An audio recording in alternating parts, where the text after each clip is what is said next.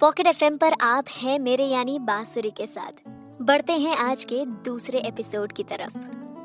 राहुल को देखते ही अचानक से उसके दिमाग में 3 महीने पहले की वो सारी यादें ताजा होने लगी कि कैसे राहुल के साथ उस रात बेड पर सोने के बाद सब कुछ बदल सा गया था। उसे राहुल का वो गुस्सैल चेहरा बार बार याद आ रहा था जब उसने गुस्से में कहा, तो तुम मेरे साथ गेम खेलना चाहती हो प्रीति? ठीक है, अब मैं तुम्हें गेम खेलने का मौका देता हूँ। अब तुम्हें गेम खेलने में बहुत मजा आएगा। इन बातों को सोचते हुए प्रीति ने महसूस किया कि उसने अपने डिनर के प्लेट को कुछ ज्यादा ही जोर से पकड़ रखा है। उसकी सांसें तेज होने लगी थी। अचानक से राहुल को सामने देखकर उसका दिल तेजी से धड़कने लगा था। उसके दिमाग में बस एक ही बात घूम रही थी, ओह गॉड, जाने उस रात वाली हरकत की वजह से राहुल कितना गुस्से में होगा जब उसने वो सारी बातें मेरी आंखों में देखकर कहा था। अरे वो तो अपनी उस गलती की वजह से राहुल से पिछले 3 महीनों से छिपती फिर रही थी। भीड़ की दूसरी तरफ खड़ा राहुल ब्लैक कलर के महंगे सूट में था। उसकी लंबी और अच्छी पर्सनालिटी उसे हैंडसम करार दे रही थी। बैंक्वेट हॉल की हल्की चकाचौंध भरी लाइटें उसके चेहरे पर पड़ रही थी, जिसे प्रीति दूर से भी बड़ी साफ तरह से देख सकती थी। उसे समझ नहीं आ रहा था कि आज 3 महीने बाद राहुल को सामने देखकर उसे कैसे रिएक्ट करना चाहिए था। प्रीति तो अपनी फीलिंग्स को राहुल के सामने अब किसी भी तरह से आने नहीं देना चाहती थी, लेकिन वो क्या करती? आखिर वो अब उसके सामने आ ही चुका था। भीड़ की आंखों का केंद्र बना राहुल, जिसकी लंबी चौड़ी 5 फीट 9 इंच की हाइट और गठीला बदन इस बात की गवाही दे रहा था कि वो बहुत ही रिष्ट पुष्ट है।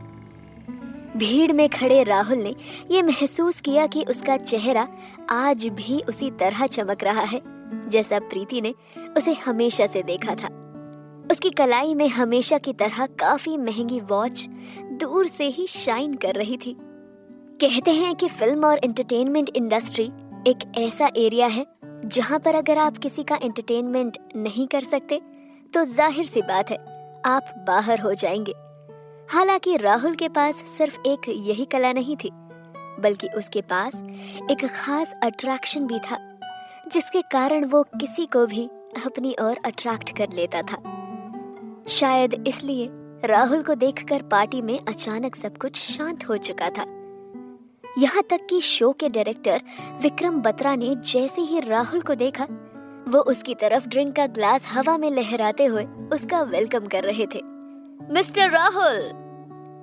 हालांकि विक्रम बत्रा के अलावा राहुल से किसी ने कुछ बातचीत नहीं की थी, तो राहुल बिना किसी से कुछ बोले सिटिंग एरिया की तरफ बढ़ गया।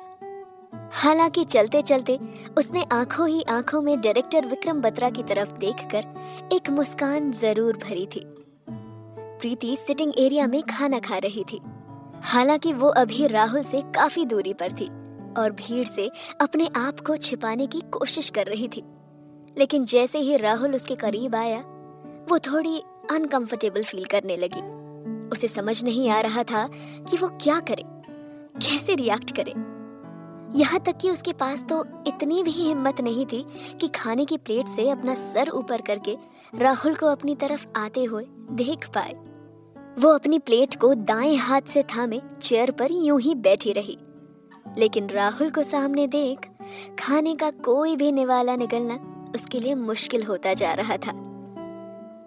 Mister Rahul, how are you? आप कंपनी के चेयरमैन हैं। आपने हमें इन्फॉर्म नहीं किया कि आप यहाँ पर आने वाले हैं। हम किसी को भेज देते आपको यहाँ लाने के लिए। प्रीति के कानों तक जब ये बात गूंजी तो उसने पाया कि डायरेक्टर विक्रम बत्रा पीछे की तरफ से चहलकदमी करते हुए राहुल की तरफ जा रहे थे। इधर जब राहुल प्रीति के सामने से गुजरा तो प्रीति ने राहत की सांस ली। साथ ही उसने ये भी फील किया कि वो उसके पीछे ही एक चेयर पर बैठ गया था। इस कहानी में आगे क्या होता है जानने के लिए सुनते रहें तेरी होने लगी हूँ बांसुरी के साथ, सिर्फ पॉकेट एफएम पर। आप सुन रहे हैं मेरे यानी बांसुरी को। बढ़ते हैं इस कहानी के एपिसोड 4 की तरफ। सबसे ज्यादा गौर करने वाली बात तो ये है कि जब एक company fiction and drama films पूरी तरह से बैंकरप्सी में थी, तो वो राहुल ही था जिसने उस डूबती कंपनी के सारे शेयर खरीद लिए थे। लोगों ने तो इंडस्ट्री में यहाँ तक बातें की थी कि इसके साथ राहुल उसकी खुद कंपनी और अपनी सेविंग्स दोनों ही डुबो देगा और बंदा सड़क पर नजर आएगा। लेकिन क्या हुआ? उसकी मेहनत इतनी ज्यादा थी कि आज उसकी कंपनी इंडिया की सबसे बड़ी एंटरटेनमेंट कंपनियों में से एक है। तो आखिर राहुल खन्ना के बारे में कोई बात क्यों ना करे? बंदा है ही तारीफ के काबिल, ना कोई कंट्रोवर्सी ना कुछ। वो सब तो ठीक है, लेकिन राहुल खन्ना के बारे में सुना है कि उसे लोगों से ज्यादा बात करना पसंद नहीं है और वो अपना काम ज्यादातर खुद से ही करना पसंद करता है। हालांकि इस बात में कोई शक तो नहीं है कि उसकी एबिलिटीज, उसकी लुक्स, उसकी acting skills Indian film industry में टॉप पर है। एंटरटेनमेंट इंडस्ट्री का सबसे बड़ा टाइटल मिस्टर इंडिया वाकई उसकी पर्सनालिटी पर सूट करता है। बस देखना ये है कि इस मिस्टर इंडिया से शादी कौन करता है। बड़ी लकी होगी वो जो इसकी वाइफ बनेगी। वैसे तो 18 साल की उम्र में ही राहुल खन्ना ने एक्टिंग की दुनिया में डेब्यू कर लिया था, तो इस बात को अब 10 साल हो चुके हैं। इस हिसाब से राहुल खन्ना की उम्र 28 साल तो होनी ही चाहिए। अब इस उम्र में उसकी शादी नहीं हुई तो कम से कम उसके पास कोई गर्लफ्रेंड तो होनी ही चाहिए। मुझे तो ये समझ नहीं आता कि उसके रिलेशनशिप के बारे में अभी तक कोई गॉसिप क्यों नहीं होती, या वाकई वो अब तक सिंगल है। अरे यार, तुम गर्लफ्रेंड की बात कर रहे हो? मुझे तो लगता है अब तक उसके पास कोई ऐसी फ्रेंड भी नहीं है जो लड़की हो और जिसके साथ उसने कभी कुछ किया भी हो। अब हो सकता है शायद वो लड़कियों में इंटरेस्टेड ही नहीं है, या वाकई वो अपने काम में इतना ज्यादा बिजी है। अरे वो ज्यादातर समय अपने काम में ही बिताया करता है और शायद उसी का रिजल्ट है कि उसकी कंपनी आज इंडिया के अलावा यूके में भी कई शोज प्रोड्यूस कर चुकी है। एक्टर के साथ साथ अपने प्रोडक्शन हाउस को भी बैलेंस करना कोई इनसे सीखे। राहुल के पार्टी से निकलने के बाद कई सारे लोगों के बीच कई सारी बातें होती रही, जिससे एक बात तो साफ थी, इंडस्ट्री के सामने राहुल खन्ना का कैरेक्टर पूरी तरह से क्लियर था। लेकिन इस बात में भी सच्चाई थी कि उसकी सोशल लाइफ के बारे में बहुत कम लोग ही जानते थे।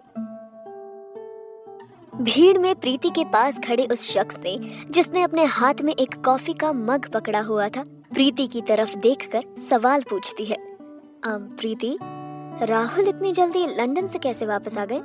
उनकी नई फिल्म की शूटिंग कंप्लीट हो गई क्या, या उनकी फिल्म की शूटिंग अभी चल रही है? सवाल पूछने वाली शख्स और कोई नहीं बल्कि प्रीति की मैनेजर रिया थी। वैसे रिया वो शख्स थी जो काफी लंबे समय से प्रीति की अच्छी दोस्त भी थी। हालांकि प्रीति ने राहुल और अपनी सीक्रेट मैरिज को अब तक सीक्रेट ही रखा था, लेकिन प्रीति ने अभी थोड़ी देर पहले ही रिया को अपनी उस सीक्रेट मैरिज के बारे में सब कुछ बताया था। चूंकि रिया उसकी अच्छी दोस्त भी थी, इसलिए वो प्रीति की बात को अच्छी तरह से समझती भी थी और शायद यही वजह रही होगी कि प्रीति ने इस बात को उसके सामने जाहिर किया था। वैसे प्रीति ने राहुल के बारे में कभी कुछ स्पेशल नहीं कहा था, यहाँ तक कि अभी भी उसने रिया की उस बात का कुछ जवाब नहीं दिया था। बस हल्के से सर हिलाकर इशारा किया, जिससे ये साफ जाहिर था कि उसे इस बारे में कुछ भी पता नहीं है। तुम्हें पता नहीं है या तुम बताना नहीं चाहती हो? हाँ, रिया ने फिर से उसी बात पर जोर देते हुए सवाल किया। एक्चुअली आई डोंट नो यार। इस बार प्रीति ने धीरे से रिप्लाई किया। हालांकि इस दौरान उसने रिया की तरफ देखा नहीं, शायद वो उससे नजरें चुरा रही थी। अरे, तुम्हें उसने कॉल करके एक बार भी नहीं बताया कि वो लंदन से वापस इंडिया आ रहा है? रिया ने प्रीति की तरफ देखकर अजीब सा लुक दिया। मुझे तो समझ नहीं आ रहा, तुम उसकी वाइफ हो भी या नहीं? अरे, उसने तुम्हें ये बताना भी जरूरी नहीं समझा कि वो लंदन से इंडिया वापस आ चुका है? Are you serious? Riya Preeti के गोरे चेहरे की तरफ देखते हुए कई सारे सवाल पूछ रही थी। प्रीति ने अपना सिर धीरे से ना में हिलाते हुए कहा, हाँ, सच में उसने मुझे नहीं बताया। प्रीति की बातें सुनकर रिया सोच में पड़ गई। क्या वाकई प्रीति और राहुल रिलेशनशिप में थे? उसे कुछ समझ ही नहीं आ रहा था। अब तक तो वो समझ रही थी शायद दोनों पार्टी में एक दूसरे की शादी को छुपाने के लिए ये ड्रामा कर रहे हैं, लेकिन अब उसे अच्छी तरह से समझ आ गया कि माजरा कुछ और ही है। रिया ने प्रीति के चेहरे की तरफ देखते हुए पूछा, क्या तुम दोनों अपनी प्राइवेट लाइफ भी इसी तरह जीते हो या उसमें थोड़ा बहुत एक दूसरे के लिए प्यार भी होता है और कुछ समय भी, या वहां भी अजनबी की तरह ही जीते हो? हाँ? प्रीति ने रिया के किसी भी सवाल का जवाब नहीं दिया, बल्कि उसने अपना चेहरा नीचे की तरफ झुका लिया, क्योंकि सच्चाई तो यही थी कि प्रीति और राहुल वाकई में अपनी प्राइवेट लाइफ में भी एक दूसरे से बातचीत तक नहीं करते थे। पिछले 5 महीनों से दोनों एक मैरिड कपल के रूप में जरूर थे, लेकिन असल में एक दूसरे से एक अजनबी की तरह रिएक्ट किया करते थे। सोचते सोचते प्रीति का चेहरा लाल हो चुका था। उसने अपने लिप्स को दबाते हुए अपनी मैनेजर और दोस्त रिया के पहले सवाल को अवॉइड करते हुए दूसरे सवाल का जवाब दिया। पिछले 3 महीनों से हमने एक दूसरे से बात नहीं की है और यही सच है। क्या कहा? 3 महीने से तुम दोनों ने बात नहीं की? रिया शॉक्ड थी। शायद वो प्रीति की बात को इतनी जल्दी एक्सेप्ट नहीं कर पा रही थी।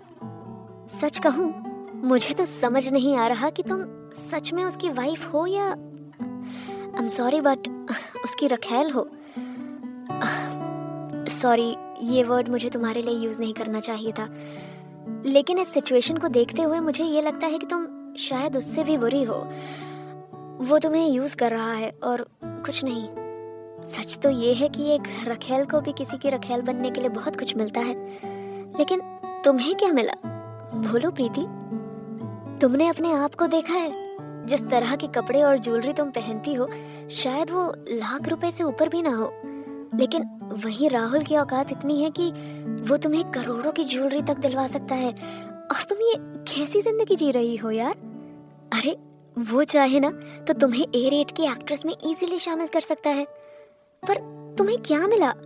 टेलीविजन सीरीज, एक प्यार का नगमा है, एक मामूली सा रोल इस सीरीज में। Are you serious? मुझे तुम्हारे लिए बहुत बुरा फील हो रहा है यार। आई एम सॉरी मैं ये सब बोल रही हूँ, लेकिन समझो। प्रीति चुपचाप रिया की बातें सुन रही थी। उसकी इस तरह की बातें सुनकर उसके दिल में अजीब सा तूफान उठ रहा था। वो उस समय बहुत कुछ कहना चाहती थी, लेकिन बड़ी मुश्किल से अपने आप को कंट्रोल कर रही थी। लेकिन देखा जाए तो रिया की बातों में सच्चाई भी तो थी। आखिरकार प्रीति राहुल के लिए उसकी रखैल से ज्यादा और थी भी क्या। हालांकि दोनों ही रोल्स में उसे राहुल खन्ना के साथ हम बिस्तर होना था, लेकिन यहाँ तो राहुल की वाइफ होने के बाद भी वो उससे इसलिए नाराज था क्योंकि वो उसके साथ हम बिस्तर हो चुकी थी। आखिर ये कैसा रिश्ता था? प्रीति अब भी खामोश थी। उसने कॉफी का एक बड़ा सा सिप लिया। उस कॉफी की कड़वाहट भी उसके सीने में मचलती हुई उस कड़वाहट से काफी कम महसूस हो रही थी उसे। उसने रिया की तरफ धीरे से देखते हुए कहा, लिसन टू मी रिया, इससे पहले कि तुम हम दोनों के रिलेशन के बारे में और भी कुछ बुरा कहो, मैं तुम्हें एक बात ये बताना चाहती हूँ कि हम इस सीक्रेट मैरिज के लिए मजबूर थे। हम दोनों के दिल में ऐसी कोई फीलिंग्स नहीं थी और ना ही किसी भी तरह का कोई कम्युनिकेशन नॉर्मल था। लेकिन कहते हैं ना, लाइफ में कई सारी चीजें हमारी मर्जी से नहीं होती, ये उनमें से एक थी। प्रीति और रिया स्कूल टाइम से ही बहुत अच्छे दोस्त थे।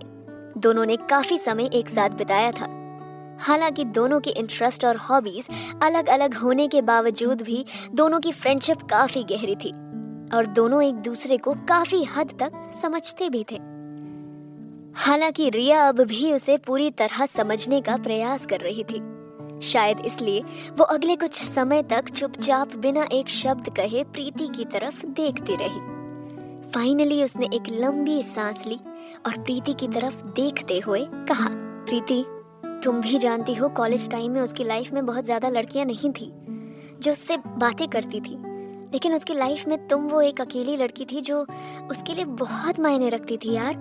और यहाँ तक कि वो तुम्हें टाइम भी दिया करता था।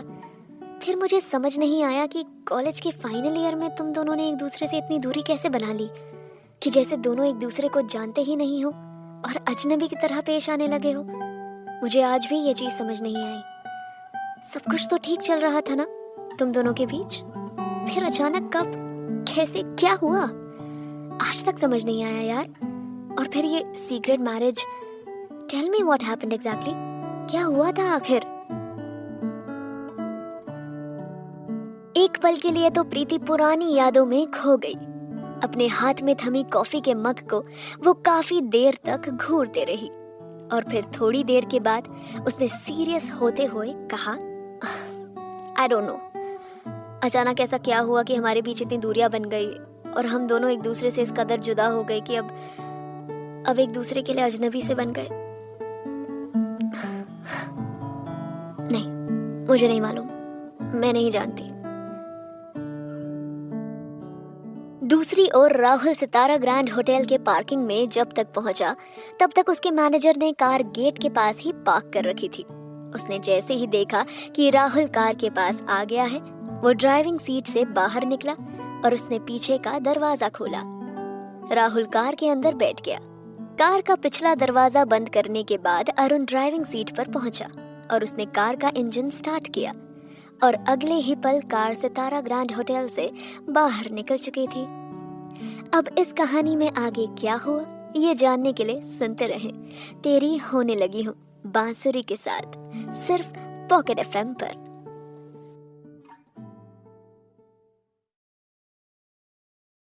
पॉकेट एफएम पर आप हैं मेरे यानी बांसुरी के साथ। तो चलिए मेरे साथ एपिसोड 5 की तरफ। अरुण कई सालों से राहुल का मैनेजर था और उसके साथ इतने लंबे समय से काम करने के बाद ये गेस करना कोई बड़ी बात नहीं थी कि राहुल का मूड इस समय बहुत ज्यादा खराब था, क्योंकि जब उसने राहुल के लिए कार का दरवाजा खोला तब उसके चेहरे का एक्सप्रेशन उसके गुस्सैल मूड को साफ जाहिर कर रहा था। वो उसके माथे पर पड़ रहे एक एक छोटे से छोटे एक्सप्रेशन से भी उसके गुस्से का अंदाजा आसानी से लगा सकता था, लेकिन उसे समझ नहीं आ रहा था कि डिनर के पहले तक तो राहुल का मूड बिल्कुल ठीक था। फिर अचानक ऐसा क्या हुआ जिसकी वजह से उसका मूड इतना खराब नजर आने लगा? क्या कुछ बुरा हुआ क्या? इतना साफ महसूस होने के बाद भी अरुण को राहुल के मूड के बारे में पूछने की हिम्मत नहीं थी। अरुण तेजी से कार मेन रोड पर भगा रहा था। कार चलाते हुए उसने फॉर्मली राहुल से पूछा, सर, क्या आप यहाँ से डायरेक्टली एयरपोर्ट जाना चाहेंगे? राहुल चुप रहा। उसने अरुण के किसी बात का कोई जवाब नहीं दिया। कार में अगले कुछ पलों तक खामोशी फैली रही। राहुल के बारे में हर किसी को पता था कि उसे लोगों से ज्यादा बातचीत करने की आदत नहीं थी और ये बात उसका मैनेजर कम असिस्टेंट अरुण भी बहुत अच्छी तरह से जानता था। लेकिन कार में राहुल की खामोशी आज कुछ ज्यादा ही रूखी रूखी सी महसूस हो रही थी। अरुण अब बिना किसी सवाल के कार रोड पर तेजी से भगा रहा था। वो ऐसा कोई भी सवाल नहीं पूछना चाहता था जिसका जवाब राहुल उसे ना दे सके, क्योंकि वो अपने बॉस के मूड को अच्छी तरह से समझता था और अभी उनसे किसी भी तरह का सवाल पूछना सही नहीं था। ये बात वो अच्छी तरह से जानता था। रोड पर तेजी से भागते हुए कार सेकंड लेन से थर्ड लेन पर चलने लगी। अचानक ही जैसे बादलों का रुख बदलने लगा और अगले ही पल बारिश की छोटी छोटी बूंदें पड़ने लगी। बारिश की बूंदों को देखते हुए अरुण ने धीमी आवाज में बिना पीछे मुड़े ही कहा, सर, बाहर बारिश हो रही है। अगले ही पल बारिश तेज हो गई। बारिश की बड़ी बड़ी बूंदें कार पर तेजी से पड़ रही थी। राहुल कार के अंदर शांत बैठा हुआ था। जब राहुल ने अरुण के दूसरे सवाल पर भी कोई रिएक्ट नहीं किया तो अरुण ने चुप रहने में ही अपनी भलाई समझी। बारिश अब काफी तेज हो चुकी थी। बारिश की बूंदें कांच के शीशे पर इतनी तेजी से पड़ रही थी कि सामने सड़क धुंधली नजर आने लगी थी, जिसकी वजह से अरुण को ना चाहते हुए भी कार की स्पीड कम करनी पड़ी। अगले मोड़ पर जैसे ही अरुण ने कार को एयरपोर्ट वाली रोड पर लेने के लिए मोड़ना चाहा, पीछे से राहुल की तेज आवाज उसके कानों में गूंजी, Arun stop the car. Rahul की आवाज इतनी तेज नहीं थी, पर इतना काफी था कि अरुण अपने बॉस की आवाज सुन सकता था, और अगले ही पल उसने कार को रोक भी दिया। कार को साइड में रोकने के बाद अरुण ने पीछे मुड़कर राहुल की तरफ देखा और पूछा, सर कोई प्रॉब्लम है क्या? राहुल ने अरुण के सवाल का जवाब फिर नहीं दिया। वो कार की खिड़की से बाहर झांकने की कोशिश कर रहा था। बाहर सड़क पर स्कूल यूनिफॉर्म में 2 बच्चे, जिसमें एक लड़का और एक लड़की थे, बारिश से छिपने के लिए इधर उधर भाग रहे थे। अगले 2 मिनट के बाद दोनों बच्चे एक बिल्डिंग के नीचे जाकर छिप चुके थे। 1 मिनट के बाद उन्होंने सामने से आते हुए एक ऑटो को रोका और उसमें बैठकर निकल गए। दोनों बच्चे वहां से जा चुके थे। बावजूद इसके राहुल की नजरें अब भी ठीक उसी बिल्डिंग के नीचे थी, जहां पर थोड़ी देर पहले दोनों बच्चे बारिश से बचकर छिपे हुए थे। अरुण अपने बॉस राहुल को अभी खिड़की से बाहर झांकते हुए देख रहा था। उसने एक बार फिर हिम्मत करके धीरे से पूछा, boss is everything fine? Rahul ने इस बार भी अरुण के किसी बात का जवाब नहीं दिया। वो अब भी खिड़की से बाहर देख रहा था। ना जाने इस बारिश में वो कहाँ गुम हो चुका था। अरुण के लिए ये सब समझना मुश्किल होता जा रहा था। सर 2 घंटे बाद की फ्लाइट है, हमें अभी एयरपोर्ट निकलकर चेक इन करना होगा, वरना ये फ्लाइट हम मिस। इससे पहले कि अरुण और कुछ कहता, राहुल बिना उसकी तरफ देखे बोला, एक काम करो, तुम आगे कहीं टैक्सी स्टैंड पर उतर जाओ। क्या सर? अरुण इसके आगे कुछ कहता, इससे पहले ही राहुल ने कहा, मैं लंदन आज नहीं जाऊंगा। Shift the plan. कुछ देर के बाद जब राहुल का मैनेजर कार से बाहर निकला, राहुल कार का बैक डोर खोलकर फ्रंट सीट पर आ गया। अगले ही पल कार की चाबी घुमाई और कार चालू करके यू टर्न मारते हुए उसने कार सिटी की तरफ मोड़ ली। एक प्यार का नगमा है कि सक्सेस पार्टी खत्म हो चुकी थी। पार्टी के बाद रिया प्रीति को लेकर जुहू पहुंच चुकी थी। हालांकि जुहू मुंबई का एक ऐसा एरिया था जहां एक से एक महंगे बंगलोज नजर आ रहे थे, जहां जमीन के एक छोटे से टुकड़े की कीमत भी लाखों में थी। रिया ने अपनी कार स्लो कर दी। सामने एक बहुत ही आलीशान विला नजर आ रहा था। बारिश अब तक बंद हो चुकी थी और सड़क की सारी धूल अपने साथ बहा ले गई थी। सड़क अब बहुत ही साफ नजर आ रही थी। हालांकि विला अब वहां से ज्यादा दूर नहीं था। रिया जानबूझकर धीरे धीरे उसकी ओर बढ़ी। रिया ने कार को गेट के पास रोका। कार से उतरने के बाद प्रीति ने रिया को गुड बाय किया और उसकी कार को तब तक देखती रही जब तक वो उसकी आंखों से ओझल नहीं हो गई। राहुल लंदन से वापस आ चुका था। क्या वो आज रात वापस आएगा या वो पहले से ही विला के अंदर था? 3 महीने पहले की घटना के बाद प्रीति अब उसका सामना नहीं करना चाहती थी। प्रीति की हालत कुछ ऐसी थी कि वो उससे मिलने के ख्याल से ही घबरा जाती थी और अब वो दरवाजे की तरफ बढ़ रही थी। उसने अपनी आंखें बंद की। दरवाजा खोलने के लिए अपनी चाबी लगाने से पहले उसने कई गहरी सांसें भरी। अंदर 2 पार्ट टाइम क्लीनर्स के अलावा और कोई मौजूद नहीं था, जिसके कारण वो जगह बेहद शांत नजर आ रही थी। एंट्रेंस पर खड़ी प्रीति लिविंग रूम का जायजा लेने लगी। पूरी तरह कंफर्म होने के बाद कि वहां कोई नहीं है, वो घर के अंदर घुस गई और धीरे धीरे ऊपर जाने लगी। जब उसे ये तसल्ली हो गई कि ऊपर भी कोई नहीं है, उसकी जान में जान आई। वो समझ गई कि राहुल विला में नहीं है, पर कहीं वो आज रात लौट आया तो? शादी होने के 3 महीने बाद उसने एक चीज हमेशा नोटिस की थी कि राहुल कितना भी बिजी क्यों ना हो, वो कभी भी रात 1 बजे के बाद तो घर नहीं लौटता था। अभी रात के 12 बज रहे थे, इसलिए अगर राहुल 1 घंटे में भी वापस आता तो इस बात के बहुत ज्यादा चांसेस थे कि वो आज रात वापस नहीं आएगा। धीरे धीरे समय बीतता गया और प्रीति की बेचैनी दूर हो गई। जैसे ही घड़ी में 1 बजा, उसकी टेंस्ड बॉडी थोड़ी रिलैक्स हुई। वो पूरे दिन से टेंशन में थी और अब वो आराम करना चाहती थी। थकावट के कारण वो अब सोफे पर लुढ़क चुकी थी। ये कहानी यहाँ खत्म नहीं होती, अभी कहानी बाकी है। सुनते रहें तेरी होने लगी हूँ बांसुरी के साथ, सिर्फ पॉकेट एफएम पर।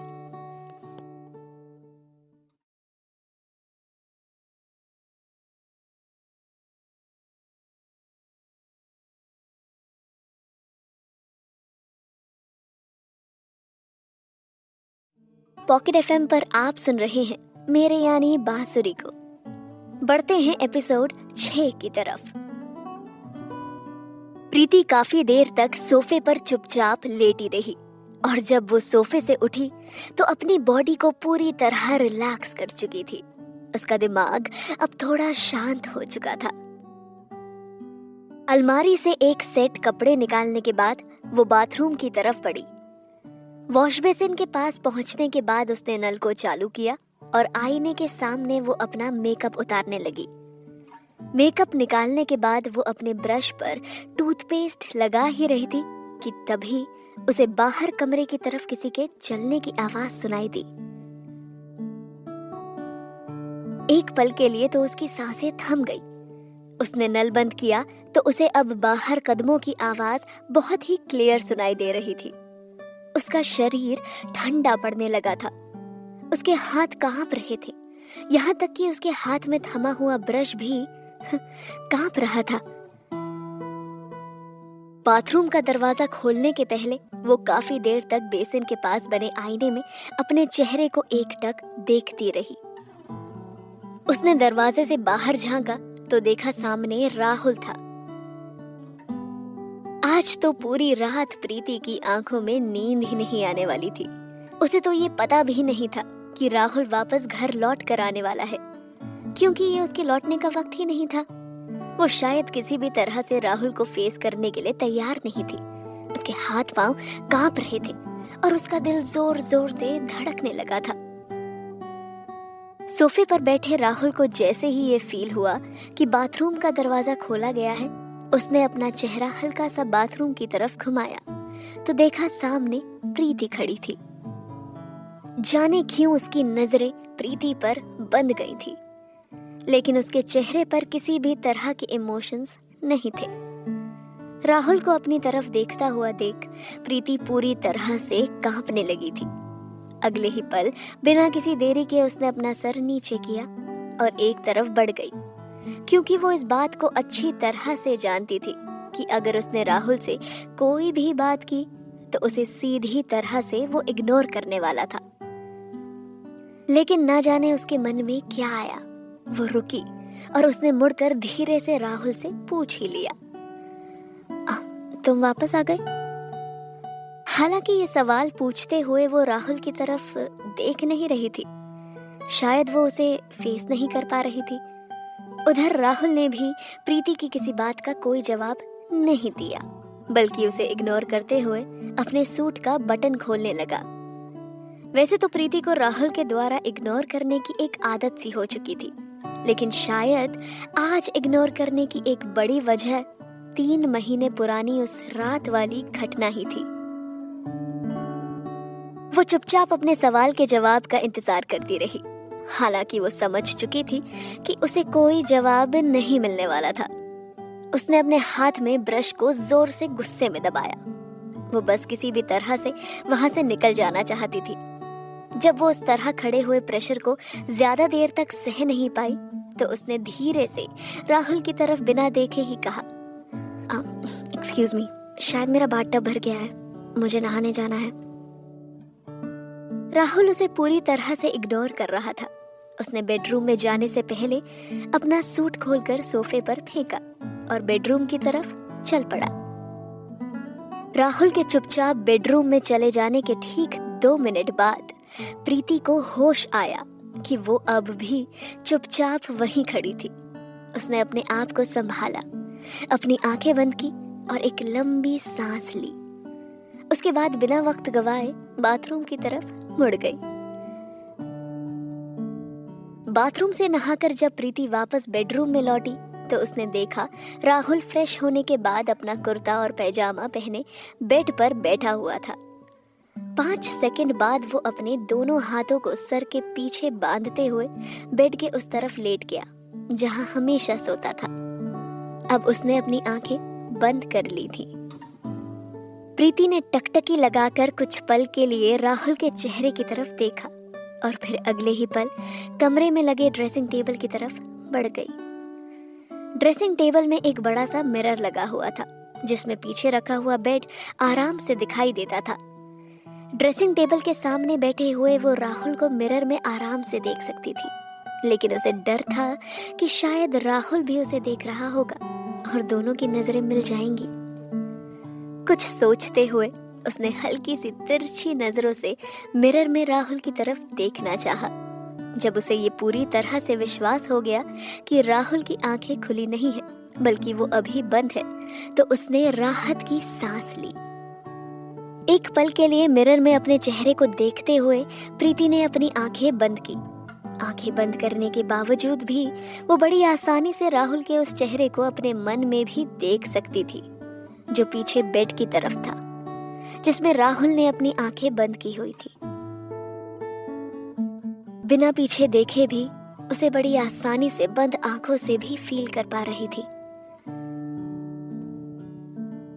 ये एहसास कुछ ऐसा ही था जैसा कि 13 साल पहले राहुल की तरफ देखकर हुआ था उसे, जब वो अपलक राहुल के चेहरे को देखा करती थी, जिसे देखकर उसे बहुत ही सुकून मिलता था। आंखें बंद होने के बाद राहुल का चेहरा अब बहुत ही मासूम दिखाई दे रहा था। उसके चेहरे पर किसी भी तरह के गुस्से या रूठ जाने वाले एक्सप्रेशंस नजर नहीं आ रहे थे। राहुल में वो इस कदर डूबी हुई थी कि उसे क्रीम लगाने तक का होश नहीं रहा और वो मिरर में राहुल के मासूम चेहरे में खोई हुई थी। अगर वाकई में ये प्रीति का राहुल के लिए वन साइडेड लव था, तो शायद राहुल के इस मासूम चेहरे को करीब से देखकर उसे काफी अच्छा महसूस होने लगा था। वो शायद इतने में ही खुश रहना सीख चुकी थी, जो उसके दिल को बड़ा सुकून देता था। मिरर में राहुल के चेहरे को देखते हुए प्रीति ने अपना हाथ उठाया और राहुल के माथे, आंखों और नाक से होते हुए लिप्स तक ले गई। उसे ऐसा फील हुआ जैसे उसे आईने में नहीं बल्कि हकीकत में छू रही हो। उसे 3 महीने पुरानी वाली वो रात याद आने लगी थी जब उसने अपने होठों से उसके इन्हीं होठों को चूमा था। हालांकि इस बात को अब तो पूरे 3 महीने बीत चुके थे, लेकिन प्रीति को ये बात बिल्कुल भी पुरानी नहीं लगती थी। उसे लग रहा था जैसे ये कल ही की बात हो। उसे सब कुछ याद आ रहा था, सब कुछ, जैसे उसके सॉफ्ट गाल और पिंक लिप्स। ये सोचते हुए प्रीति की सांसें गहरी हो चली थी। मिरर में राहुल के लिप्स के रिफ्लेक्शन को अब भी टच कर रही थी, जैसे कि वो कोई रिफ्लेक्शन नहीं, सच था। इससे पहले कि प्रीति अपने आप को संभालती और ये एहसास दिलाती कि ये उसका वन साइडेड लव था और आखिर एक तरफा प्यार की जिंदगी ही वो अब तक जी रही थी, कि तभी राहुल के फोन का मैसेज टोन बजा। उसने गुस्से में फोन की तरफ देखा, जैसे उसने उसे डिस्टर्ब कर दिया था। मैसेज टोन से राहुल शायद डिस्टर्ब हो गया था। उसने अपनी आंखें खोली। उसने बिना मैसेज देखे ही प्रीति की तरफ एक नजर देखा, जो मिरर के सामने बैठी उसे ही देख रही थी। प्रीति ने अपने आप को संभाला और सामने पड़े क्रीम को फेस पर फिर से लगाना शुरू कर दिया। इस कहानी में आगे और क्या होता है जानने के लिए सुनते रहें तेरी होने लगी हूँ बांसुरी के साथ, सिर्फ पॉकेट एफएम पर। पॉकेट एफएम पर आप हैं मेरे यानी बांसुरी के साथ। बढ़ते हैं एपिसोड 7 की तरफ। उसे बड़ा अजीब सा फील होने लगा था। क्योंकि शायद वो अब रंगे हाथों पकड़ी जा चुकी थी। उसकी हरकत को राहुल ने अभी अभी देखा था। उसमें अब इतनी हिम्मत नहीं थी कि वो मिरर में से राहुल को दोबारा देख पाती। वो आईने के सामने चुपचाप सीधे बैठी रही और चेहरे पर क्रीम लगाती रही। प्रीति जानबूझकर बड़े आराम से चेहरे पर क्रीम अप्लाई करने लगी, क्योंकि वो चाहती थी कि अगर इस बीच राहुल की नींद खुल गई तो वो वापस सो जाए, ताकि जब वो बेड पर पहुंचे तो राहुल गहरी नींद में हो। काफी देर बाद जब उसने चेहरे पर क्रीम लगाना बंद किया तो बड़े ही ध्यान से खड़े होकर, ना चाहते हुए भी, उसने छिपती नजरों से मिरर में राहुल की तरफ देख ही लिया। राहुल अभी बेड पर लेटा था, उसकी आंखें बंद थी। प्रीति ने जैसे ही महसूस किया कि राहुल की आंखें बंद है तो वो चुपके से ड्रेसिंग टेबल से होते हुए बेडरूम के कोने में पहुंची और उसने लाइट्स ऑफ कर दी, ताकि किसी भी तरह से उसे राहुल से नजरें न मिलाना पड़े। और वो नहीं चाहती थी कि राहुल की नींद में डिस्टर्बेंस हो, और बड़ी ही सावधानी से वो बेड तक पहुंच चुकी थी। बेड के दूसरी तरफ सोने से पहले प्रीति ने ब्लैंकेट को अपनी तरफ खींचा ही था कि तभी उसे कुछ याद आया और वो बेड से उठकर चेंजिंग रूम की ओर चल पड़ी। जब वो बेड पर लौटी तो उसके साथ वो बड़े साइज वाला टेडी बेयर था। उसके बेड पर बैठते ही एक पल के लिए राहुल का चेहरा उसे हिलता हुआ नजर आया। प्रीति सहम सी गई। वो इतनी डर गई कि उसने सांस लेना भी बंद कर दिया कि कहीं उसकी सांस की आवाज से भी राहुल की नींद ना टूट जाए। थोड़ी देर खामोशी से रहने के बाद उसने टेडी बियर को बेड के बीच वाले हिस्से में रख दिया, जिससे राहुल और प्रीति के बीच अब एक ही बेड पर पार्टीशन बन चुका था। अब जाकर उसकी सांसों में सांस आई थी। उसने अब एक गहरी और लंबी सांस ली। बेड पर अब वो कंफर्टेबल होकर सो रही थी। प्रीति ने वो बड़ा सा टेडी बेयर शादी के बाद ही खरीदा था और अब तक उस टेडी बेयर को इस बेड पर 2 बार पार्टीशन बनाने के लिए यूज कर चुकी थी। सोते समय अगर वो किसी तरह से राहुल के करीब पहुंचती तो उसका दिल जोरों से धड़कने लगता था। उसे याद आया जब पहली बार उसने राहुल के साथ बेड शेयर किया था। गलती से उसका हाथ राहुल से टकराते हुए बचा ही था कि राहुल ने झटक कर उसका हाथ दूर कर दिया था। राहुल का इस कदर उसे इग्नोर करना प्रीति को खलता जरूर था, लेकिन कुछ हद तक राहुल सही भी तो था। आखिर प्रीति ने ही तो उसे प्रॉमिस किया था कि हमारे बीच ये सब नहीं हो सकता। ये गलती दोबारा ना दोहराई जाए, इसके लिए अगले दिन प्रीति ही बड़ा वाला टेडी बेयर मार्केट से लेकर आई थी। और वैसा इंसिडेंस दोबारा ना हो, इसलिए जब भी दोनों एक ही बेड पर सोते थे तो प्रीति उन दोनों के बीच उस बड़े से टेडी बेयर को रख देती थी, ताकि गलती से भी दोनों की बॉडी एक दूसरे से टच ना हो और दोनों के बीच प्रॉपर डिस्टेंस बना रहे। कमरे में अंधेरा फैला हुआ था। दूसरी तरफ फेस करके अपनी दोनों आंखें बंद करने के बाद भी प्रीति को नींद नहीं आ रही थी। उसे राहुल की बॉडी से एक स्ट्रॉन्ग परफ्यूम की खुशबू आ रही थी जो उसे मदहोश कर रही थी और अपनी तरफ आकर्षित कर रही थी। तभी उसे महसूस हुआ कि राहुल ने अपने फोन का लॉक खोला और फोन पर कुछ काम करने लगा, क्योंकि फोन पर उसकी उंगलियों के टिक टिक की आवाज अब उसे साफ सुनाई दे रही थी। कमरे की छत पर फोन की हल्की सी लाइट भी नजर आ रही थी। थोड़ी देर बाद राहुल ने फोन का स्क्रीन लॉक किया, जिसे प्रीति ने बड़े आराम से सुना था। उसके बाद रूम में इस तरह खामोशी छा गई कि वो राहुल की सांसों को भी बड़े आराम से सुन पा रही थी। न जाने ये कैसा सन्नाटा था जो 2 लोगों के कमरे में होने के बाद भी इस कदर बिखरा हुआ था। बेड के उस साइड राहुल के होने की वजह से प्रीति को अनकंफर्टेबल पोजीशन में सोना पड़ रहा था। उसमें हिम्मत भी नहीं थी कि वो करवट बदल सके। अचानक उसे ये महसूस हुआ कि उसके बेड के दूसरी तरफ सोया राहुल जाने क्यों बार बार अपनी करवट बदल रहा है, जिस पर उसका पूरी तरह से ध्यान था। उसे राहुल का मूड खराब भी लग रहा था, क्योंकि जब भी वो अपनी करवट बदलता तो तेजी से सांसें भी ले रहा था, जिससे ये साफ पता चल रहा था कि वो फ्रस्ट्रेशन में था और शायद उसे नींद नहीं आ रही थी। प्रीति का दिल मचल रहा था। उसमें तो अब इतनी भी हिम्मत नहीं थी कि वो अपना पहलू बदल सके।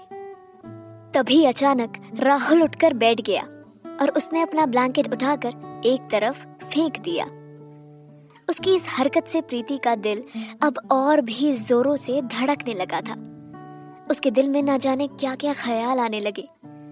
उसने अपनी आंखें कस कर बंद कर ली और अपने आप को ये दिखाने का प्रयास किया कि वो गहरी नींद में है। तभी उसे जमीन पर किसी के पैरों की चलने की आवाज आई और अगले 10 सेकंड बाद ही लाइटर के जलने की आवाज के साथ ही उसे अब सिगरेट की स्मेल भी आने लगी थी। हालांकि वो ये बात अच्छी तरह से जानती थी कि राहुल को सिगरेट पसंद नहीं है, तो फिर और अगर वो छिपकर सिगरेट पीता भी होगा तो शादी के बाद शायद ये आज पहला दिन था जब वो प्रीति के सामने बेडरूम में सिगरेट पी रहा था। और वो ऐसा क्यों कर रहा था? उसे तो ये सोचकर भी हैरानी हो रही थी कि आखिर उसने सिगरेट पीना कब शुरू किया और उसे ये आदत आखिर कैसे लग गई। राहुल के मुंह में 2 सिगरेट नजर आ रही थी। एक बार मुड़कर उसने प्रीति की तरफ देखा, जो कि दूसरी तरफ करवट लेकर सोई हुई थी, और उसके बगल में वही टेडी बियर सोया था, जो कि साइज में प्रीति से भी बड़ा नजर आ रहा था। राहुल के सिगरेट की वजह से कमरे में धुआं होने लगा था। चहलकदमी करते हुए राहुल अब बालकनी की तरफ पहुंचा। उसने खिड़की का डोर ओपन किया। शायद अब तक उसे ये एहसास नहीं हुआ था कि धुआं कमरे से बाहर निकल चुका है। कुछ देर बाद खिड़की को बंद करने के बाद वो चलकर बेड तक आया। इस बार जब राहुल बिस्तर पर लेटा तो उसने उसके बाद कोई भी करवट नहीं बदली। उधर प्रीति घबराई हुई थी। राहुल की किसी भी हरकत को बेड पर महसूस ना करते हुए उसके माथे से पसीना टपकना शुरू हो चुका था, पर उसे याद था कि राहुल और प्रीति के बीच अब भी एक बड़ा सा टेडी बियर रखा हुआ है, जो शायद उसे थोड़ा सेफ फील करवा रहा था। प्रीति को पता नहीं चला कब उसकी आंख लग गई। उसकी नींद अचानक से तब खुली जब उसे महसूस हुआ कि किसी ने उसके हाथ को कसकर दबाया हुआ है। उसका हाथ पेन करने लगा था। उसने अपनी आंखें खोली और मुड़कर देखा तो टेडी बियर के बगल में राहुल बैठा हुआ था। उसका हाथ प्रीति के हाथ को अब भी दबाए हुए था। मुझे नींद में तुम फिर से सेड्यूस करने की कोशिश कर रही हो? राहुल की भारी आवाज उसके कानों में गूंजी। उसने ये महसूस किया कि वो अपने साइड को छोड़कर टेडी बियर के साथ साथ राहुल के साइड की तरफ खिसक आई थी। उसने अपना हाथ छुड़ाना चाहा, लेकिन उसे फील हुआ कि राहुल उसका हाथ नहीं छोड़ रहा था। शायद आज वो उसे ऐसे नहीं छोड़ना चाहता था। अब क्या किसी और रोल के लिए अपनी बॉडी बेचना चाहती हो? हाँ, वो बॉडी जो पहले ही बिक चुकी है। राहुल ने दांत पीसते हुए कहा। इस कहानी में आगे क्या होता है जानने के लिए सुनते रहें तेरी होने लगी हूँ बांसुरी के साथ, सिर्फ पॉकेट एफएम पर।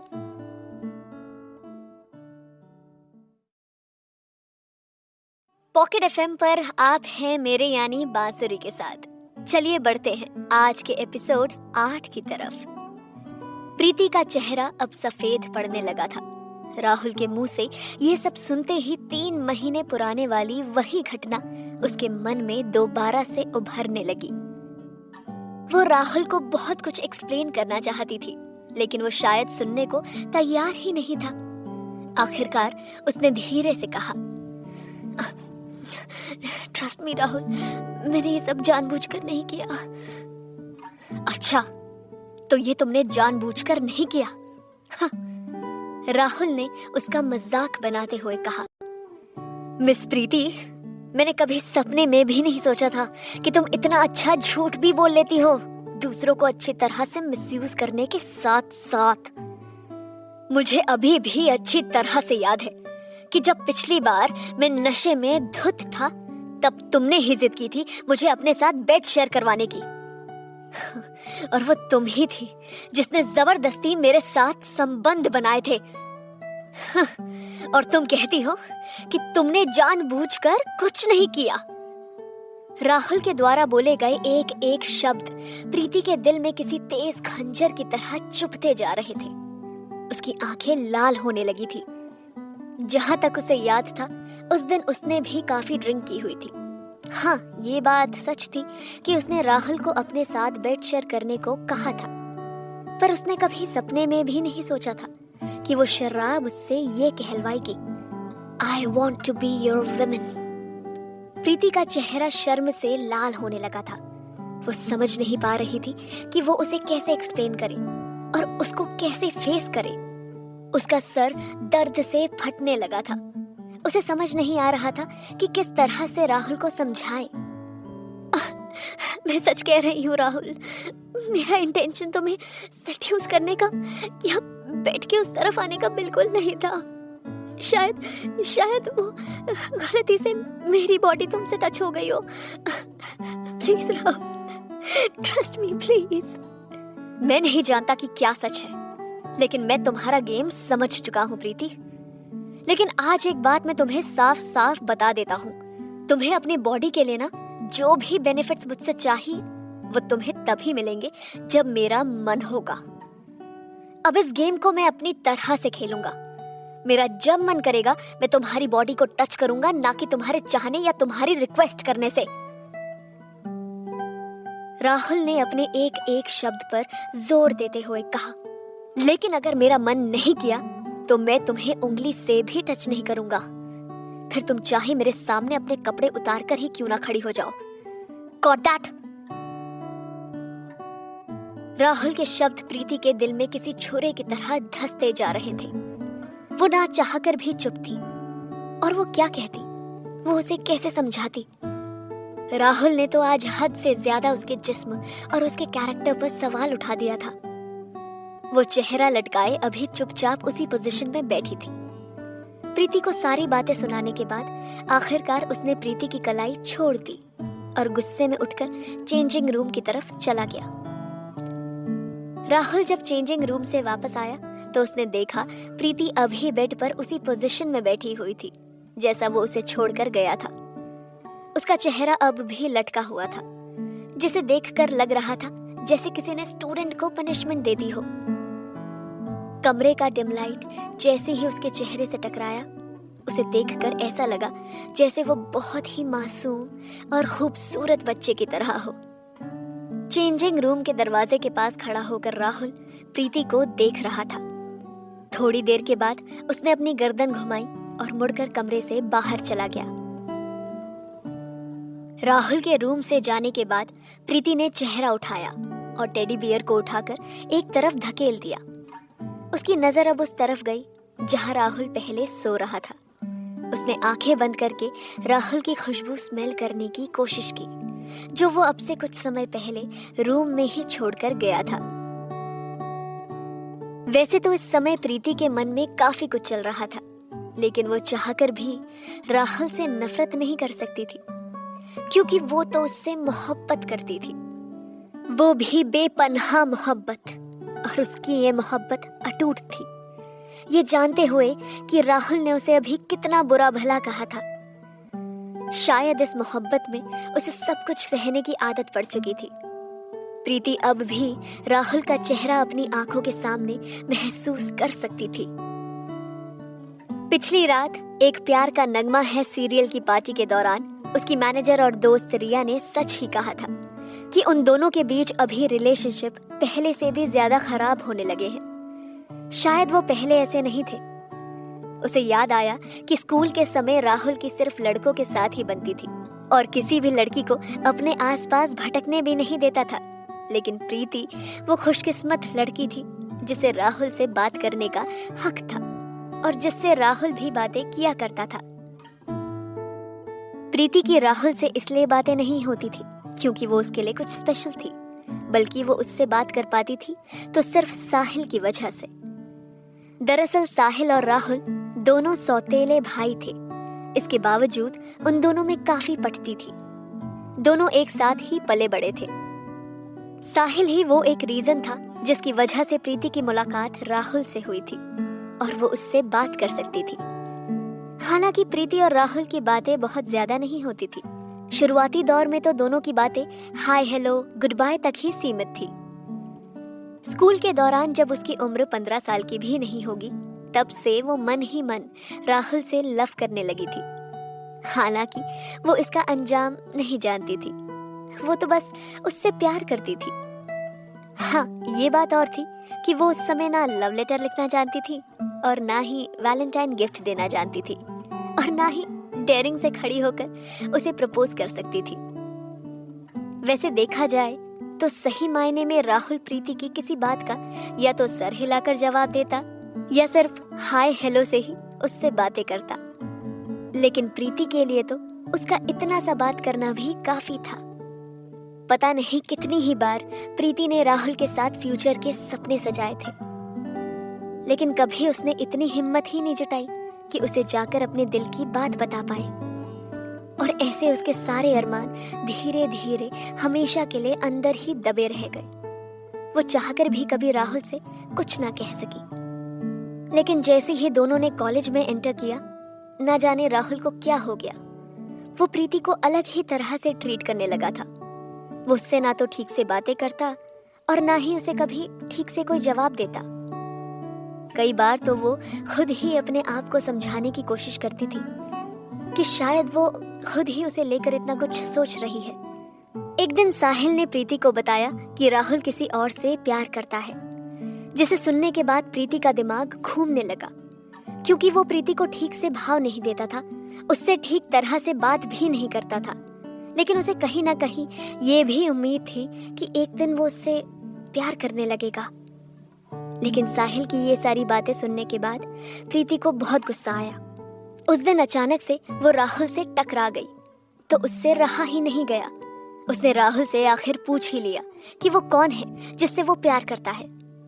राहुल ने बस इतना ही कहा, कम से कम वो तुम तो नहीं हो, तो तुम फालतू में टेंशन लेना छोड़ दो और अपना काम करो। राहुल के ये वर्ड्स प्रीति आज इतने सालों के बाद भी नहीं भूली थी। पता नहीं क्यों उसे लगता था जैसे ये कड़वे शब्द उसने कुछ दिनों पहले ही कहे हो।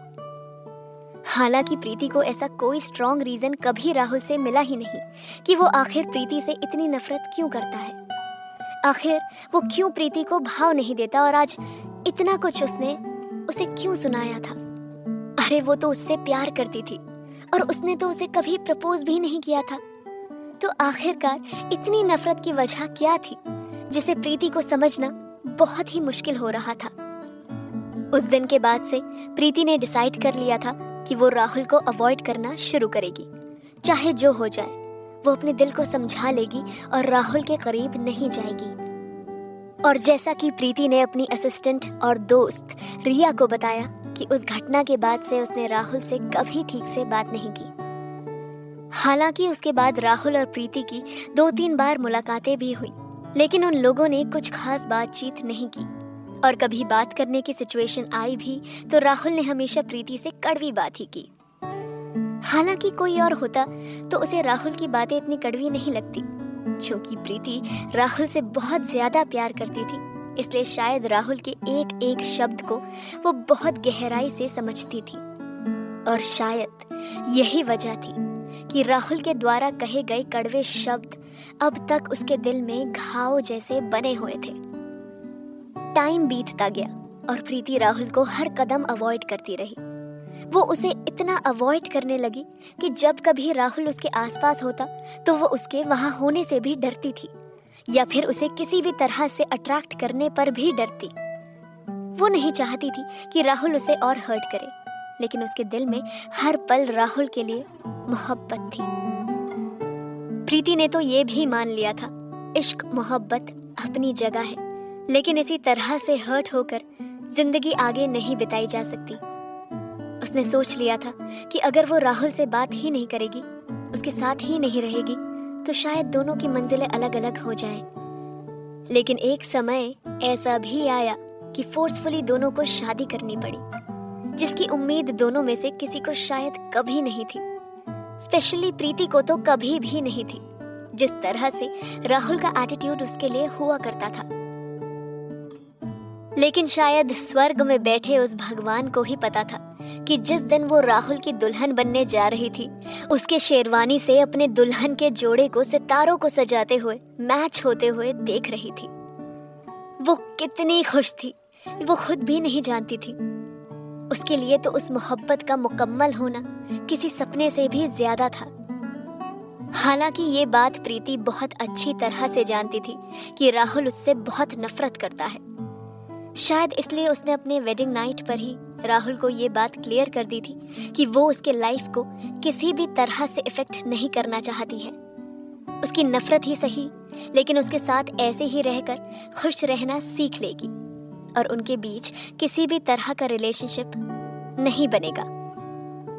यहाँ तक कि उसने ये भी प्रॉमिस किया था कि वो उन दोनों के इस शादी वाले रिलेशन के बारे में भी किसी को आगे बढ़कर नहीं बताएगी। उनकी ये शादी हमेशा सीक्रेट मैरिज बनकर ही रहेगी। लेकिन कहते हैं ना, मोहब्बत बड़ी जालिम होती है। वो हमसे कभी भी किसी भी तरह से वो सब करवा लेती है जो हम नहीं करना चाहते। और शायद 3 महीने पहले उस रात भी ऐसा ही कुछ हुआ था, क्योंकि प्रीति राहुल से अब भी बेइंतहा मोहब्बत करती थी। उसने ड्रिंक के ट्रैप में उसे फंसाकर सेड्यूस किया और उसके साथ रिलेशनशिप बनाया। उस रात हम दोनों के बीच जो कुछ भी हुआ, उसकी जिम्मेदार तो मैं ही थी। और शायद इसी वजह से वो मुझसे और भी ज्यादा नफरत करता है। प्रीति ने मन ही मन सोचा, अब वो राहुल को क्या बताती कि उसने जो कुछ भी किया वो किसी टीवी सीरियल में या किसी फिल्म में एक छोटे से रोल को पाने के लिए नहीं किया था। उसने जो कुछ किया था वो सिर्फ उसका प्यार पाने के लिए किया था। हालांकि उसके पास कोई दूसरा ऑप्शन भी तो नहीं था, और इसलिए उसकी नजरों में इस तरह से गिर जाना ही उसने ठीक समझा। उसकी नफरत प्रीति को सहनी ही थी, क्योंकि ये कोई नई चीज तो नहीं थी जो उसे राहुल से मिली हो।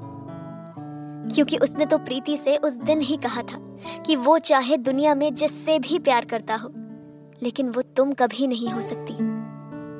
उस दिन प्रीति बहुत रोई थी, क्योंकि जब राहुल ने उससे कहा था कि वो जिससे भी मोहब्बत करेगा वो तुम नहीं हो सकती, उस दिन से वो पागल होना चाहती थी। किसी के इश्क में पागल होना भी तो इश्क है जनाब। और प्रीति के लिए राहुल उसका पहला और आखिरी इश्क था।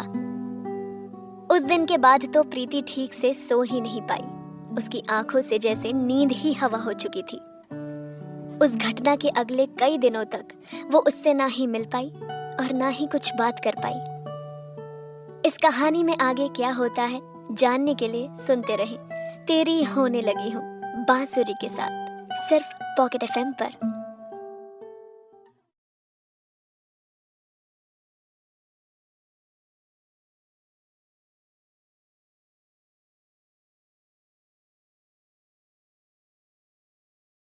पॉकेट एफएम पर आप सुन रहे हैं मेरी यानी बांसुरी को।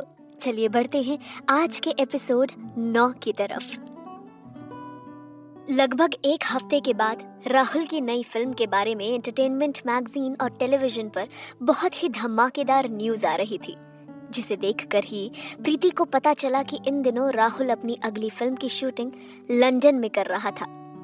राहुल की हर फिल्म की चर्चा खूब हुआ करती थी। समय इसी तरह बीत रहा था और देखते ही देखते अप्रैल का लास्ट वीक चला गया था। इधर प्रीति को टीवी और एंटरटेनमेंट लाइन में आए हुए 6 महीने से ऊपर हो चुके थे। हालांकि राहुल के रिकमेंडेशन से उसे एक प्यार का नगमा है सीरियल में काम करने का मौका तो मिल गया था, लेकिन अभी तक वो सीरियल रिलीज नहीं हो पाई थी, क्योंकि उसका पोस्ट प्रोडक्शन और एडिटिंग का काम अभी भी बाकी था। दूसरी तरफ इसके प्रमोशनल वीडियो के लिए नए नए एक्टर्स और फेमस एक्टर्स को लेकर एडवर्टाइजमेंट बनाए जा रहे थे, लेकिन किसी भी तरह से प्रीति को कोई भी फ्रेम नहीं मिल रहा था। कई बार तो उसे लगने लगता जैसे वो अपना ही टाइम खराब कर रही है। इधर इन सब के बावजूद प्रीति की मैनेजर रिया पूरी कोशिश कर रही थी कि प्रीति के लिए कोई नई फिल्म या कोई नई टीवी सीरीज का ऑफर मिल जाए और कहीं पर ऑडिशन के लिए उसे लेकर जाए, लेकिन कुछ हाथ नहीं लग रहा था। फिल्म इंडस्ट्री अक्सर कॉम्प्लिकेटेड ही होती है। यहाँ पर टैलेंट और लुक्स की कदर नहीं होती। प्रीति ने अपनी तरफ से पूरी कोशिश की थी, यहाँ तक कि पिछले 6 महीने में वो 8 ऑडिशंस भी दे चुकी थी, लेकिन हर जगह उसे निराशा ही हाथ लगी और आज 9th ऑडिशन पर भी उसे निराशा ही हाथ लगी। प्रीति, यार 1 महीने से ऊपर हो गया है, ना हमारे पास कोई ऑडिशन आया और ना ही तुम्हें किसी भी तरह का कोई लीड रोल या फिर कैरेक्टर रोल मिल रहा है। अगर ऐसे ही चलता रहा ना तो हम दोनों ऐसे ही अपने अपने करियर में फेल हो जाएंगे। प्रीति ने रिया की बातों का कोई जवाब नहीं दिया। वो चुपचाप उसके बगल में बैठी मोबाइल फोन स्वाइप करती रही और फिर उसने धीरे से कहा, इसके पहले भी तो काफी समय से हमारे पास कोई काम नहीं था ना, तब क्या हमारा करियर फेल हो गया था? दूसरी तरफ प्रीति ये भी जानती थी कि जहां उसका करियर आज बर्बादी के कगार पर था, वहीं राहुल आज एंटरटेनमेंट की दुनिया में टॉप पर था। उसने अपनी दोस्त और मैनेजर रिया के कंधे पर हाथ रखा और प्यार से कहा, तुम टेंशन मत लो, अगर मेरा करियर बर्बाद हो गया ना तो भी मैं कम से कम तुम्हारा करियर बर्बाद नहीं होने दूंगी। Trust me.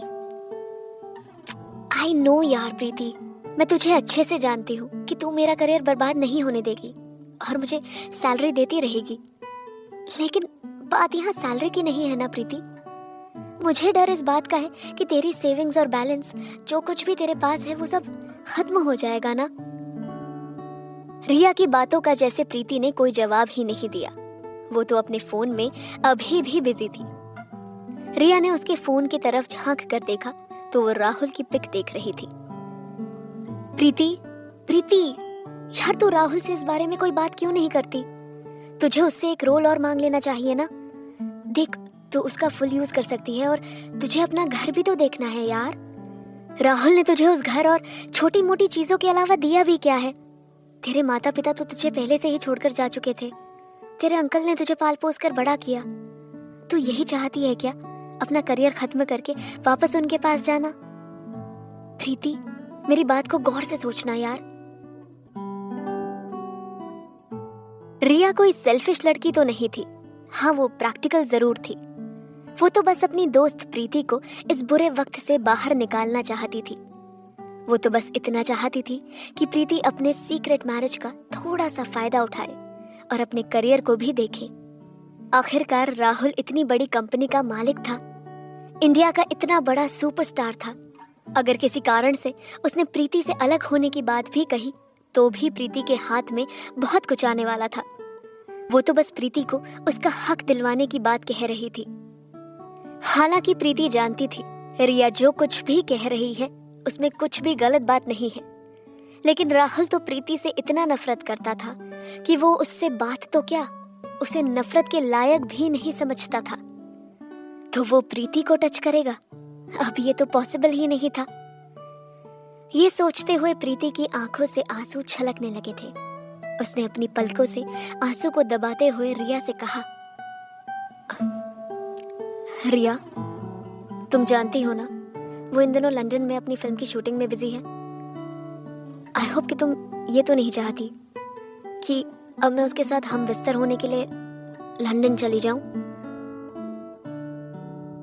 प्रीति की बातें सुनकर जैसे रिया को बहुत बड़ा शॉक लगा हो। उसके चेहरे को इस तरह से देखकर प्रीति ने पूछा, क्या मजाक कर रही हो यार प्रीति? तुम्हें नहीं पता क्या? पता? क्या नहीं पता? क्लियरली बोलना यार। थोड़ी देर रुककर रिया ने आगे कहा, राहुल को लंदन से आए हुए 2 दिन हो चुके हैं। क्या वो अब तक घर नहीं आया? राहुल लंदन से वापस इंडिया आ चुका था और उसकी वाइफ होने के बावजूद भी प्रीति को इस बारे में कानो कान खबर तक नहीं थी। प्रीति ने अपने चेहरे पर जबरदस्ती की मुस्कान लाते हुए कहा, ऐसा तो कई बार हो चुका है कि मुझे उसके बारे में महीनों तक कोई खबर नहीं होती और वो घर लौट कर नहीं आता। मैं क्या कहूँ, मुझे तो बस इतना याद है, लास्ट टाइम जब मेरी उससे बात हुई थी, उस बात को भी लगभग 3 महीने हो चुके हैं। रिया ने कोई जवाब नहीं दिया।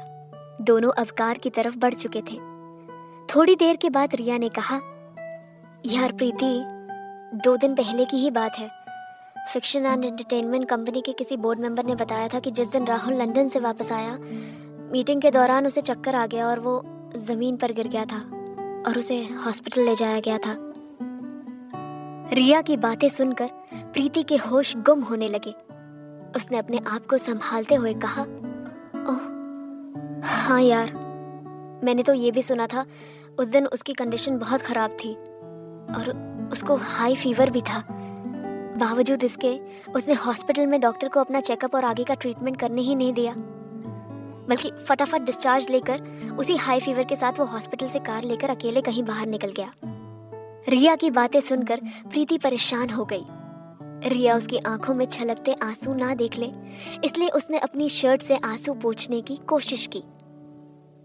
रोड पर आगे की तरफ देखते हुए रिया कार चला रही थी और उसने बिना प्रीति की तरफ देखते हुए पूछा, प्रीति, क्या तुम उसे विजिट नहीं करोगी?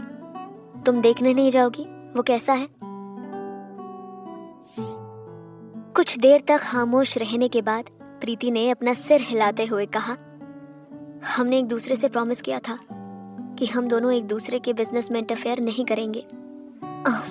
तो शायद मुझे नहीं जाना चाहिए। ओह।